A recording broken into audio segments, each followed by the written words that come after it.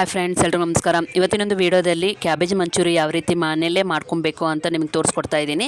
ಒಂದು ಪಾತ್ರೆಯಲ್ಲಿ ಕ್ಯಾಬೇಜನ್ನು ಎರ್ಚ್ಕೊಂಡು ತೊಳೆದು ಹಿಂಡಿ ಒಂದು ಪಾತ್ರೆಯಲ್ಲಿ ಹಾಕ್ಕೊಂಬೇಡಿ. ಆಮೇಲೆ ಇದಕ್ಕೆ ಉಪ್ಪು, ಒಂಚೂರು ಖಾರ, ನಿಮಗೆ ಖಾರ ಎಷ್ಟು ಬೇಕೋ ಅಷ್ಟು ಹಾಕ್ಕೊಳ್ಳಿ.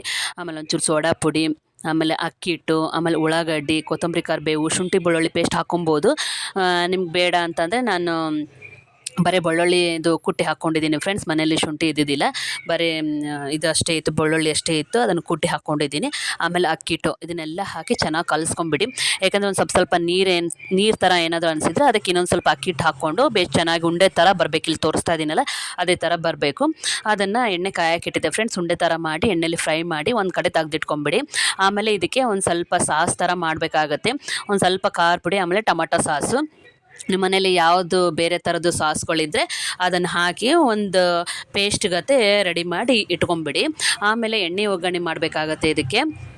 ಇಲ್ಲಿ ತೋರಿಸ್ತಿದ್ದೀನಲ್ಲ ಫ್ರೆಂಡ್ಸ್, ಸಾಸ್ ಹೇಳಿದ್ನಲ್ಲ, ನಮ್ಮ ಮನೇಲಿ ಟೊಮೆಟೊ ಸಾಸ್ ಅಷ್ಟೇ ಇತ್ತು ಫ್ರೆಂಡ್ಸ್. ಅದನ್ನು ಆಮೇಲೆ ಖಾರನ ಮಿಕ್ಸ್ ಮಾಡಿ ಒಂದು ಕಡೆ ಇಟ್ಬಿಟ್ಟೆ. ಆಮೇಲೆ ಒಂದು ಬೇರೆ ಪಾತ್ರೆಯಲ್ಲಿ ಒಲೆ ಮೇಲೆ ಎಣ್ಣೆ ಒಗ್ಗರಣೆ ಮಾಡಿ ಅದಕ್ಕೆ ಬೆಳ್ಳುಳ್ಳಿ, ಉಳ್ಳಾಗಡ್ಡಿ ಎರಡನ್ನೂ ಸಣ್ಣಗೆ ಹೆಚ್ಕೊಂಡು, ಆಮೇಲೆ ಈ ಸಾಸ್ ರೆಡಿ ಮಾಡಿರ್ತೀವಲ್ಲ ಅದನ್ನು ಹಾಕಿ ಬೇಷ್ ಕುದಿಸಿ ಈ ಫ್ರೈ ಮಾಡಿರುವಂಥ ಮಂಚೂರಿಯನ್ನ ಅದ್ರಾಗೆ ಹಾಕಿ ಬೇಷ್ ಸ್ವಲ್ಪ ಬಿಸಿ ಮಾಡಬೇಕು. ಅದನ್ನು ಬೇರೆ ತಟ್ಟೆಲಿ ತೆಗೆದು ಇನ್ನೊಂದು ಸ್ವಲ್ಪ ಸಣ್ಣಗೆ ಹೆಚ್ಕೊಂಡಿರುವಂಥ ಉಳ್ಳಾಗಡ್ಡಿ ಅಥವಾ ನಿಮಗೆ ಬೇಕಾದರೆ ಬೆಳ್ಳುಳ್ಳಿ ಹಾಕಿ ತಿನ್ಕೊಳ್ಳಿ ಫ್ರೆಂಡ್ಸ್. ತುಂಬ ಚೆನ್ನಾಗಿರುತ್ತೆ. Bye friends.